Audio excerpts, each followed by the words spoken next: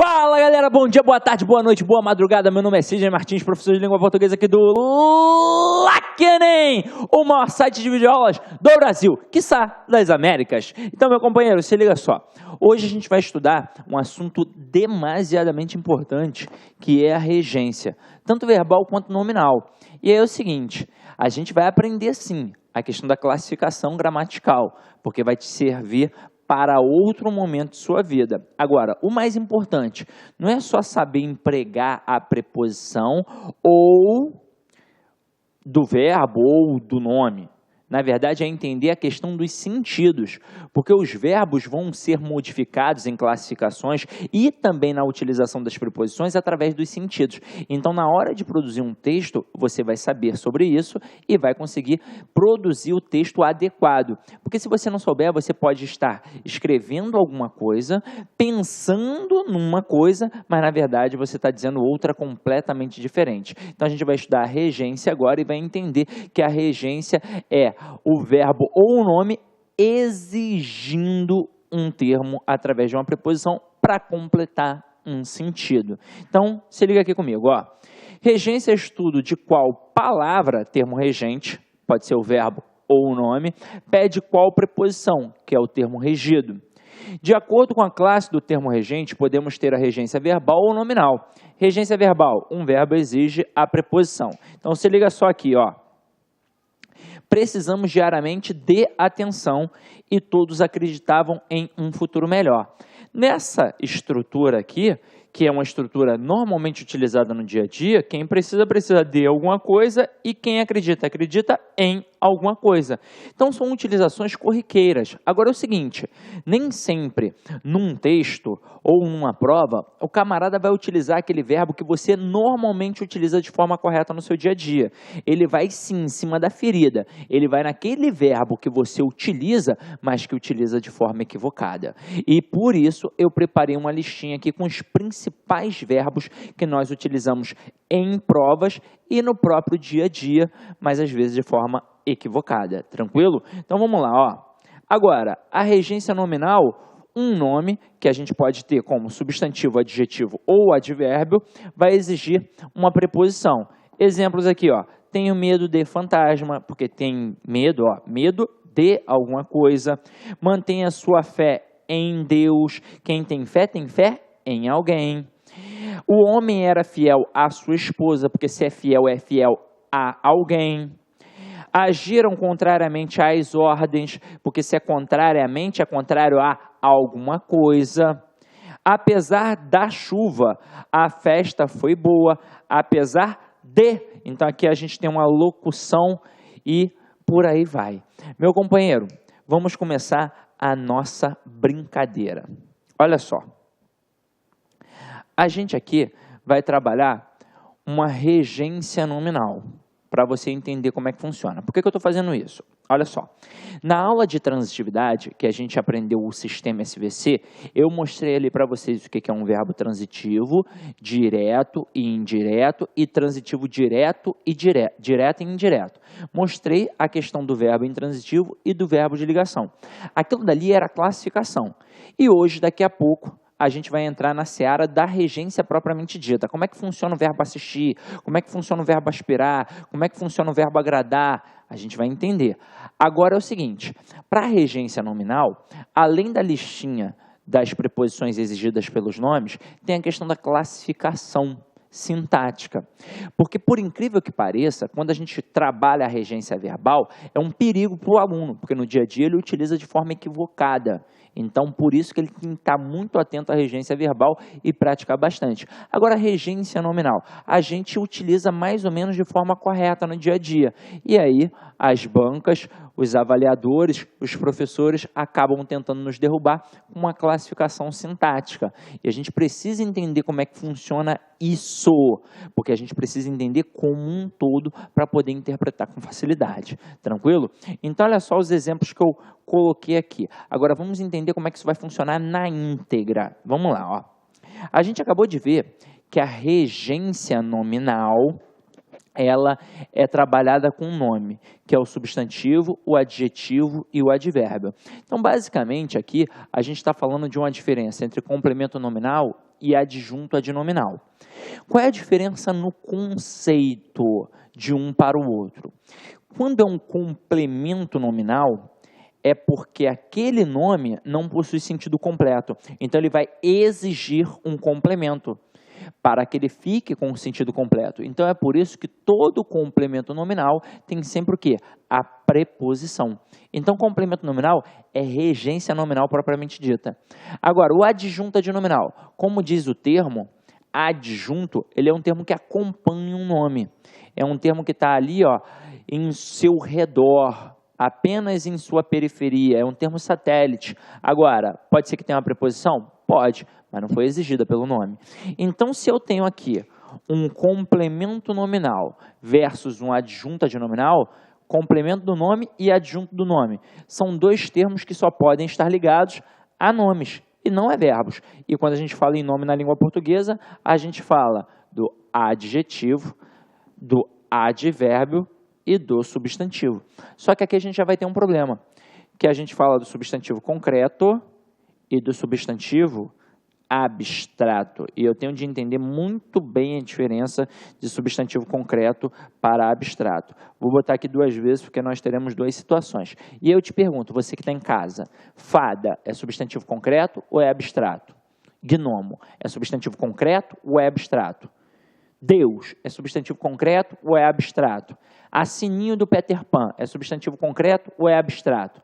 Tudo que eu falei aqui agora é substantivo concreto. Sabe por quê? Substantivo concreto não é só aquilo que a gente pode pegar. É aquilo que a gente pode pegar, imaginar e criar. Porque eu posso tornar palpável.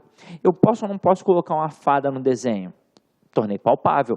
Eu posso ou não posso colocar Deus no cinema? Morgan Freeman não foi Deus no cinema? Então, eu tornei palpável.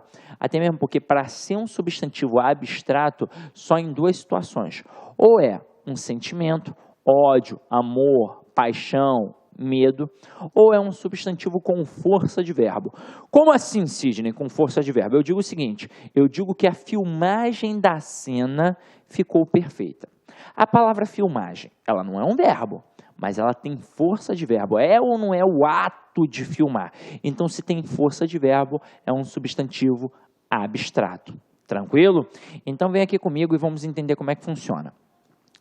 Para você não ter problema, eu criei duas situações. Este quadro mnemônico, que vocês vão anotar aí, vão copiar, e um processo lúdico, uma musiquinha, para você também não esquecer isso daqui. E aí é o seguinte, acompanha aqui comigo, ó. Da mesma forma que o objeto direto só é objeto direto porque está ligado a um verbo transitivo direto, e o objeto indireto só é um objeto indireto porque está ligado a um verbo transitivo indireto, ou seja, uma análise morfossintática, aqui também vai ser a mesma coisa.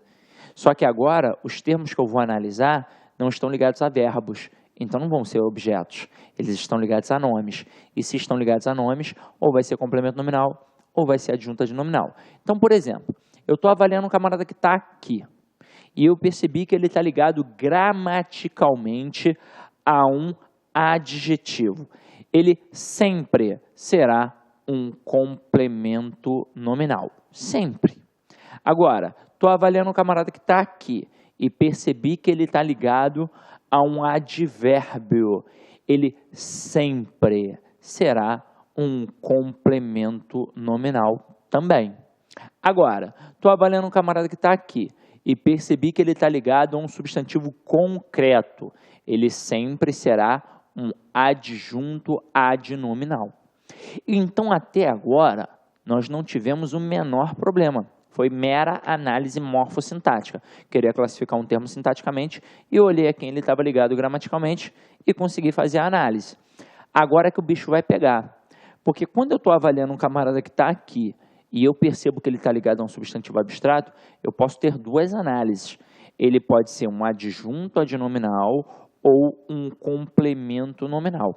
E por que que isso acontece? Simples. Vamos lá. O substantivo abstrato, ele tem força de verbo. E se ele tem força de verbo, ele indica ação. E se indica ação, se tem ação, tem alguém que pratica e tem alguém que sofre. É por isso que eu tenho duas análises. E aí é o seguinte, ele será um adjunto adnominal quando ele, o termo, praticar a ação, ou seja, for um termo agente. E ele será um complemento nominal quando ele, o termo, for um paciente, ou seja, sofrer a ação. Então, basicamente, o que eu vou fazer aqui agora? Olhei para o termo, vi que ele está ligado a substantivo abstrato, não tem como classificar de cara. O que eu vou fazer? Eu vou avaliar o próprio termo semanticamente, para ver se ele está praticando ou sofrendo ação. Se ele estiver praticando, ele é um termo agente, consequentemente adjunta de nominal, e se ele estiver sofrendo ação, ele será um termo paciente, consequentemente complemento nominal. Agora, eu vou ensinar um macete bobo, mas que na hora do desespero funciona. Ele será adjunta de nominal quando ele for agente. A de adjunta de nominal. Pô, bobão esse. Olha o próximo.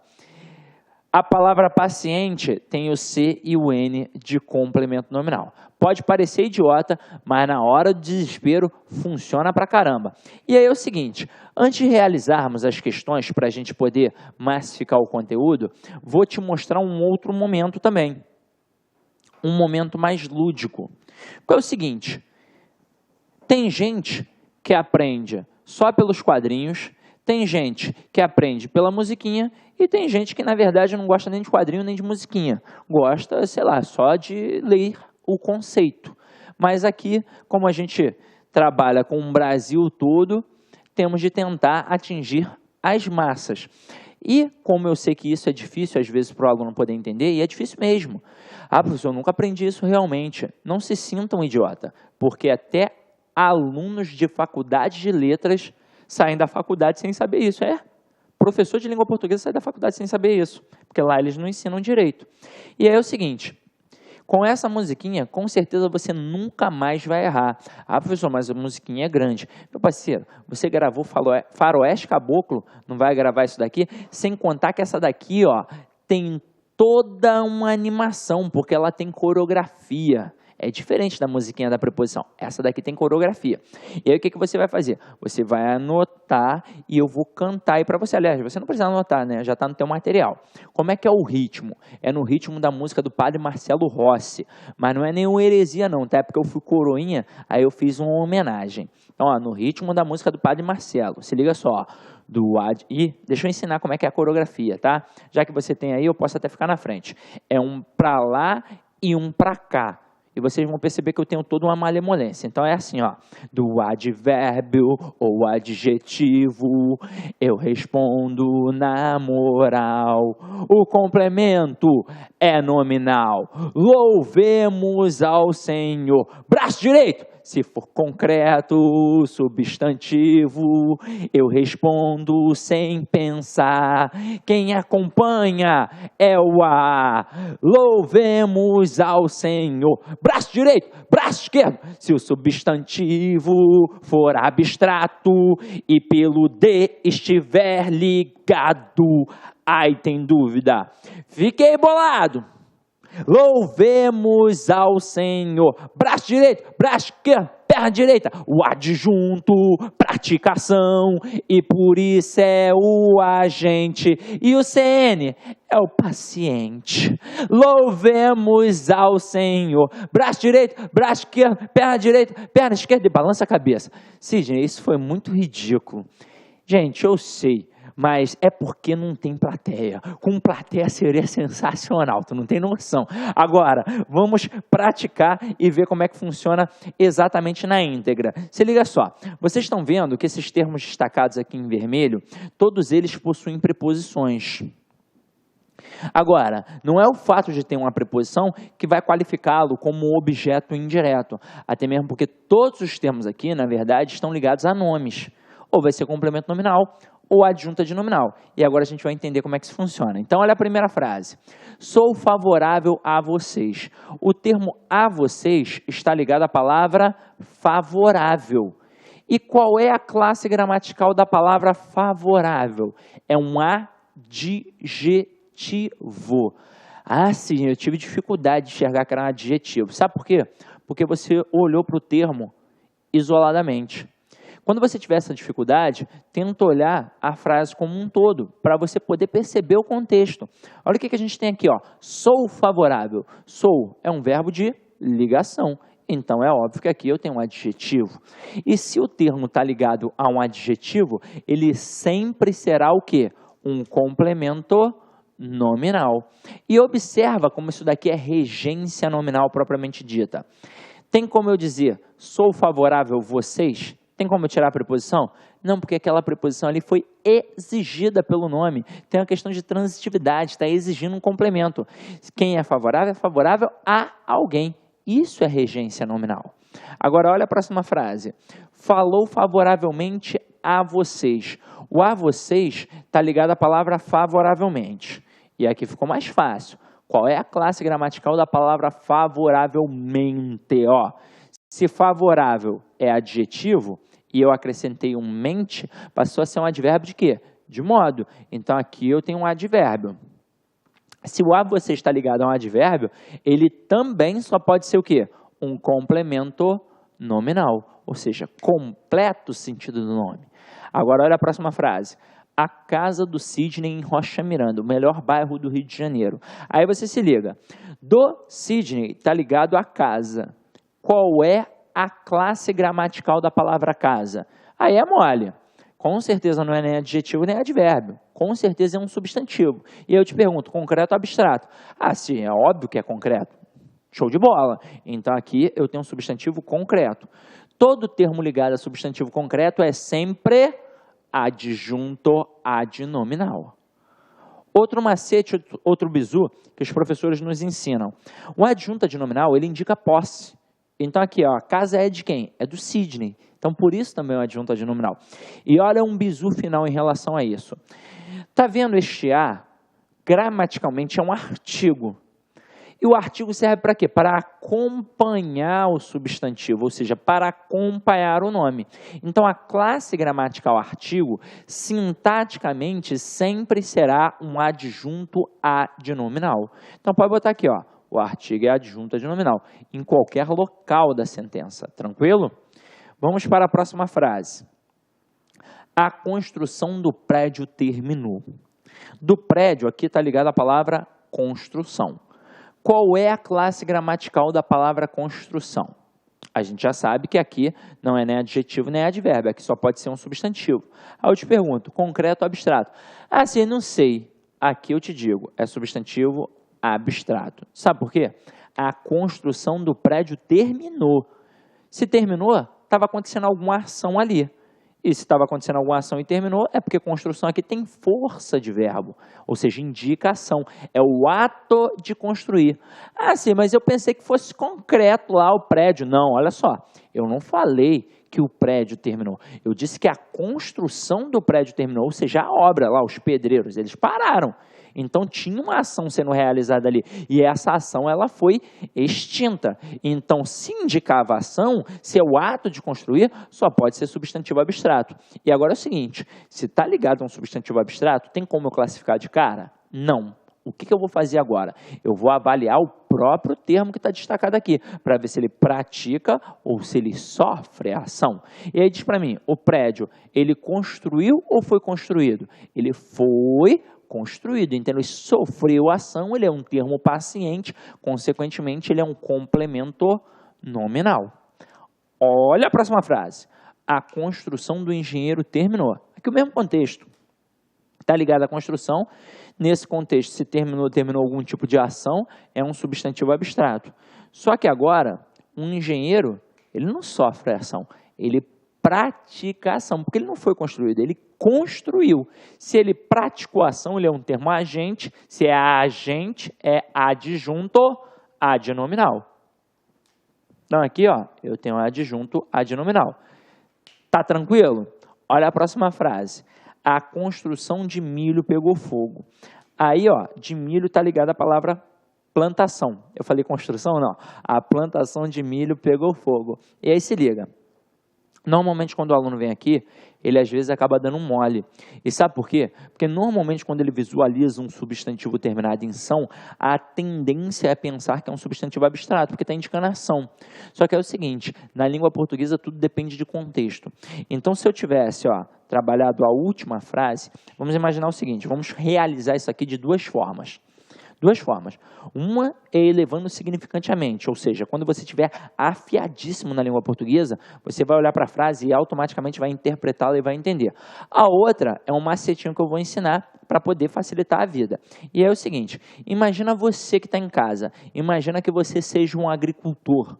Aí eu digo assim, ó, a plantação de milho será amanhã. Você que é agricultor vai fazer o que amanhã? Você vai plantar. Então, na última frase aqui, ó, plantação significa o ato de plantar e é um substantivo abstrato. Agora, na penúltima frase, a plantação de milho pegou fogo. Imagina que você seja um agricultor. Aí eu digo a você assim, olha só, a plantação de milho pegou fogo. Você vai plantar ou você vai olhar para o milharal pegando fogo? Você vai olhar para o milharal pegando fogo. Então não significa o ato de plantar. Aí é algo concreto, é o milharal. Então se é concreto, beleza, matamos. Ah, sim, mas isso é muita viagem. Tem outra forma mais simples? Tem. O que você vai fazer quando você ficar na dúvida se o termo é concreto ou é abstrato? Você vai retirar o termo que você está tentando analisar. Então, olha a penúltima frase. A plantação de milho pegou fogo. Tira o termo de milho. Aí vai ficar apenas a plantação pegou fogo. Se está pegando fogo, só tem como ser o quê? Concreto. Agora, olha a última. A plantação de milho será amanhã. Retira o termo de milho. A plantação será amanhã. Opa! Não tem como ser concreto, só pode ser o quê? Abstrato. Então, matamos. Aí, agora que matamos, ficou fácil a análise. Então, na penúltima frase, está assim, ó. A plantação de milho pegou fogo. Se o termo de milho está ligado à plantação e nesse contexto aqui está funcionando como substantivo concreto, não temos dúvidas. De milho aqui será um adjunto adnominal. Agora, na última frase, a plantação de milho será amanhã. Nesse contexto, de milho está ligado à plantação, que aqui está funcionando como o ato de plantar. Então, substantivo abstrato. Então, se é um substantivo abstrato, não tem como classificar de cara. O que eu tenho que fazer agora? Ver se o milho é agente ou paciente. O milho está praticando ou sofrendo ação. E aí, o milho plantou ou foi plantado? Ele foi plantado. Então, ele é paciente, consequentemente, ele é um complemento nominal. Tranquilo? Então, vamos lá, ó. Agora, nós vamos começar a analisar algumas coisas importantes. Por isso que eu até botei observação. Observação 1, 2, 3, 4 e por aí vai. Porque são coisas que a gente não dá devida atenção e que no final das contas é extremamente importante para nós. E aí se liga. Deixa eu apagar aqui para não ficar poluído visualmente, ó.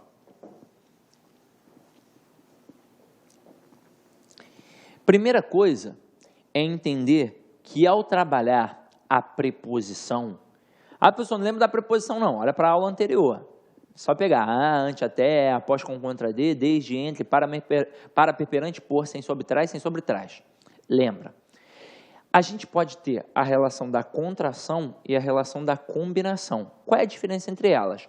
Uma vai fazer fusão e a outra não. Então, olha só, preposições costumam aparecer junto com outras classes gramaticais, como artigos e pronomes. Aí nós temos a contração. A junção da preposição com outra palavra acarreta mudança ou perda fonética. Então, ó, é um fundir. A gente está fundindo, está modificando aquela estrutura. Olha o exemplo aqui.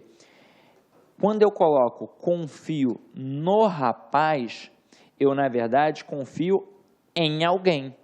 Mas o no é a preposição em mais o artigo o. Então, ó, confio na menina é a preposição em mais o artigo a. Então, se é preposição em mais artigo o e fica no, a gente teve ou não teve uma alteração fonética? Teve uma alteração fonética. Isso é fusão, isso é contração. Por exemplo, a nossa crase é uma contração. Agora, olha outro exemplo. Gostei da torta. Quem gosta, gosta de alguma coisa. E o da é a preposição de mais o artigo a. Gosto do rapaz. Então, preposição de mais artigo o. Teve também uma contração. Olha aqui a nossa amada crase. Obedeço à lei. Observa que está aqui com acento grave.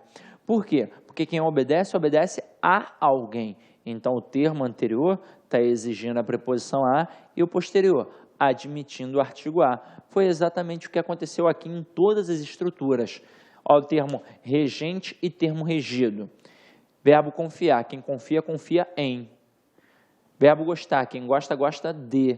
Verbo obedecer, quem obedece, obedece a. Então, os termos anteriores exigiram preposições e, consequentemente, os termos posteriores, que são os termos regidos, eles admitiram artigos. Consequentemente, se tem preposição mais artigo e nós fizemos a fusão, é porque nós temos uma contração. Agora, vamos dar uma olhada no que é a combinação. Então, acompanha aqui comigo, ó. A junção da preposição com a outra palavra não acarreta mudança ou perda fonética. Então, é basicamente assim, ó. A contração, eu pego o vermelho e o preto e vou fundir, pá, e aí ele vai virar azul. Não sei se é assim, mas é mais ou menos isso. Agora, a combinação, só vou encostar um no outro. Isso que é combinar, porque eu não vou perder em nada. Então, observa, a gente tem assistir ao filme. Quem assiste, assiste a alguma coisa. Pediu a preposição a. E o filme é um substantivo masculino que admite o artigo o. Este ao aqui mantém a preposição a, que foi exigida, e mantém o artigo o, que está sendo admitido, da mesma forma que ele existe sempre. Não teve uma fusão. Agora, observação 2. Diante de um sujeito normalmente oracional, a contração é impossível. E aí eu vou te dizer, isso daqui é aquilo que o professor sempre falou para você na época da escola, quando você estava estudando sujeito. Aí ele dizia assim, ó, o sujeito jamais deve ser preposicionado. Lembra disso? Aí eu te pergunto, algum dia ele te disse o porquê disso? Eu vou te dizer agora. E é o seguinte, não foi nenhum gramático que inventou isso. Nós, falantes comuns da língua portuguesa, é que não conseguimos preposicionar um sujeito. E por que a gente acaba errando no dia a dia, Sidney? Porque no dia a dia a gente fala muito rápido. O nosso princípio é o da economia linguística. Aí a gente acaba fazendo contrações indevidas. Mas observa aqui comigo, ó. Tá vendo essas duas frases? Tenho medo do gorila e tenho medo de o gorila fugir? Normalmente, no dia a dia, a gente não fala tenho medo de o gorila, a gente fala tenho medo do gorila fugir. E aí, avalia aqui comigo, ó. Olha a primeira frase. Tenho medo do gorila. Eu tenho quantas orações, quantos verbos? Apenas um. E para cada oração, eu tenho um sujeito, independentemente de ser determinado, indeterminado ou uma oração sem sujeito. Para cada oração, tem sempre um sujeito. Então, qual é o sujeito dessa oração aqui? Quem é que tem? Eu. Beleza. Agora, na segunda oração, tenho medo do gorila fugir. Quem é que tem? Continua sendo eu. O eu é o sujeito do verbo ter. Agora, quem foi que fugiu? O gorila. Ninguém responde do gorila, e é por isso que eu não posso ter sujeito preposicionado, porque quem fugiu foi o gorila, e não do gorila.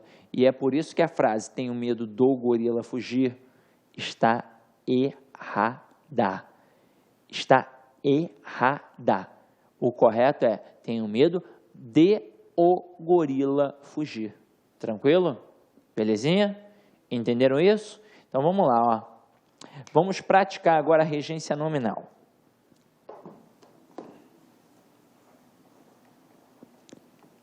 Entender como é que funciona essa bagaça.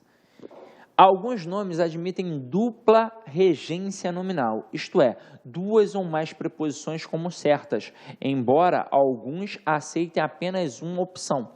Igualzinho a regência verbal, gente. Por exemplo, na hora que a gente estava estudando, na aula passada, aquele verbo dar, no exemplo eu coloquei Sidney deu flores para Clara, mas a gente já sabe que quem dá alguma coisa para alguém ou alguma coisa a alguém. Aquele verbo ali poderia ter trabalhado duas preposições.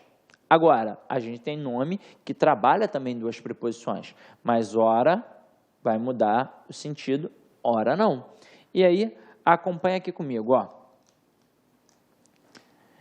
Fiz alusão ao filme. Quem faz alusão a alguma coisa. Então, a palavra alusão exige a preposição a, pronto, acabou. Agora, tenho aversão a baratas ou aversão por baratas. Tanto faz. Então, tanto faz ter aversão a alguma coisa ou aversão por alguma coisa. Ou seja, trabalhou aqui, ó, duas preposições. Tranquilo? E aí, vamos dar uma olhada agora na nossa terceira observação.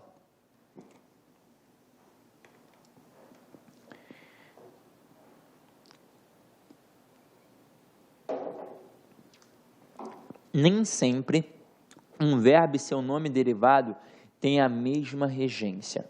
E aí isso é importante, porque a gente acha que o nome vai seguir o verbo, e não é sempre. Pode acontecer de ser igual, mas nem sempre. Olha aqui esse primeiro exemplo. Gostamos de arte e temos gosto pelas artes. Então, observa, aqui eu tenho o verbo.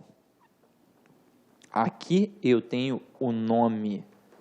Agora, o verbo gostar, ele é verbo transitivo indireto que exige a preposição de. Quem gosta, gosta de alguma coisa. Agora, o substantivo aqui, ó, temos gosto. Quem tem gosto por alguma coisa.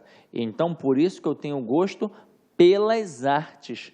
Então, o verbo gostar, ele exigiu a preposição de.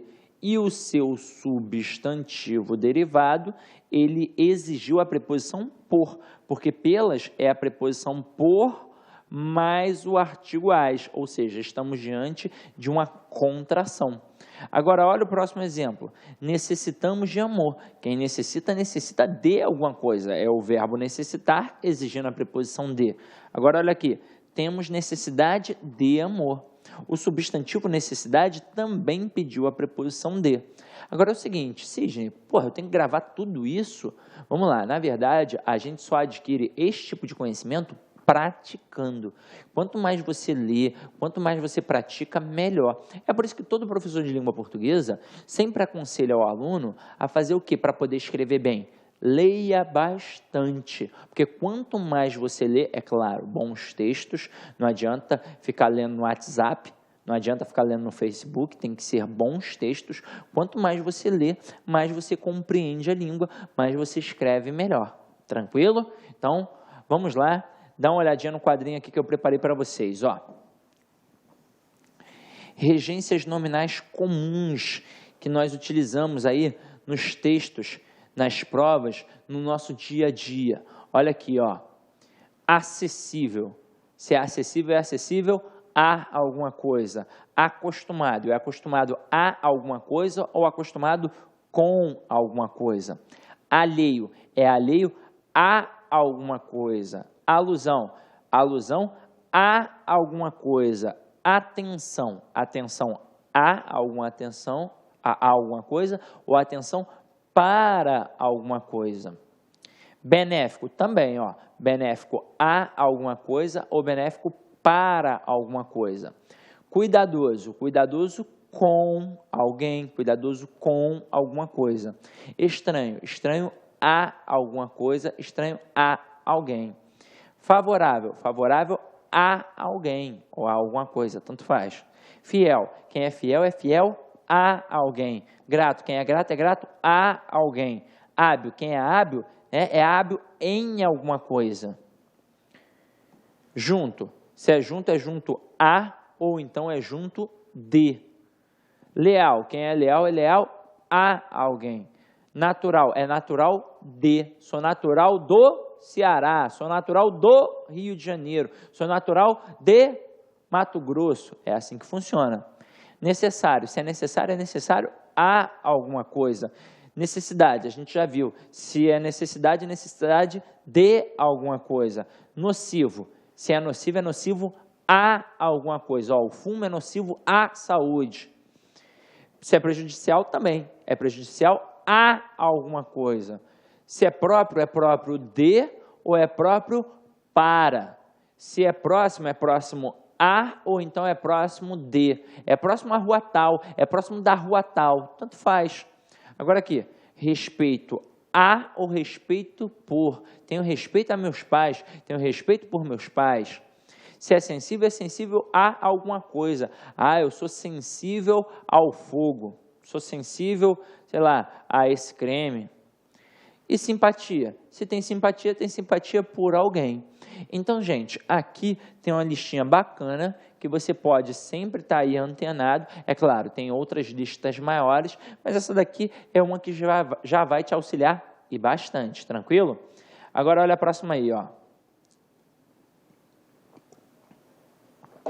Aqui é a reflexão que nós vamos fazer antes de entrar na regência propriamente dita dos verbos. Quando eu falo em regência verbal, como eu disse a vocês, ó, alguns verbos admitem regências distintas também, mas nem todos sofrem mudança semântica nessa alteração. E aí, ó, mora o perigo. Se liga só. Eu tenho aqui, atendi o telefonema e atendi ao telefonema. Então tá aqui, ó, o telefone tocando. Brim, brim, brim, brim, brim, brim. Eu posso dizer que eu atendi o telefonema, ou então que eu atendi ao telefonema. E eu estou dizendo a mesma coisa. Não vai ter uma alteração, uma mudança semântica. Agora, eu tenho precisei o relógio e precisei do relógio. Caramba, nunca tinha visto isso. Para mim, o verbo precisar sempre pedia a preposição de. Mas lembra que eu te falei que na língua portuguesa tudo depende de contexto? E aí é o seguinte, vamos avaliar. Quando eu digo que eu atendi o telefone ou que eu atendi ao telefone, caramba, o que eu fiz? Vamos pensar, vamos analisar. O telefone está tocando, é a minha mãe que está me ligando, eu fui lá, peguei o telefone e comecei a falar com a minha mãe. Independentemente de ter atendido o telefone ou de ter atendido ao telefone. Agora, quando eu digo que eu precisei o relógio, é completamente diferente de dizer que eu precisei do relógio. Precisar o relógio, vamos lá. Está aqui o meu relógio, hora errada, sei lá, mudou o horário de verão, aí eu precisei adiantar ou reduzir uma hora, jogar para frente ou para trás. Aí o que eu vou fazer? Eu vou colocar na hora certa, então eu vou precisar o relógio, vou colocar o relógio em sua hora correta, em sua hora precisa. Agora, sou professor de língua portuguesa. Vou dar aula, preciso me organizar em relação ao horário, estou sem relógio, eu preciso de um relógio para não me perder no tempo da aula. Então, é isso que quer dizer, que eu preciso do relógio. Então, viram como é que é completamente diferente? Tranquilo? Então, meu parceiro, diante disso, a gente vai começar a brincar aqui agora com a nossa listinha de verbos. E é o seguinte, na língua portuguesa, nós temos mais ou menos 11 mil verbos. 11 mil. Ninguém é capaz de saber 11 mil verbos. Eu não sei 11 mil verbos, você nunca vai saber 11 mil verbos, o Bechara não sabe esses 11 mil verbos. Ninguém sabe. Normalmente, em provas e no nosso próprio dia a dia, de forma comum, nós utilizamos apenas 40 verbos. Caramba, de 11 mil para 40 verbos.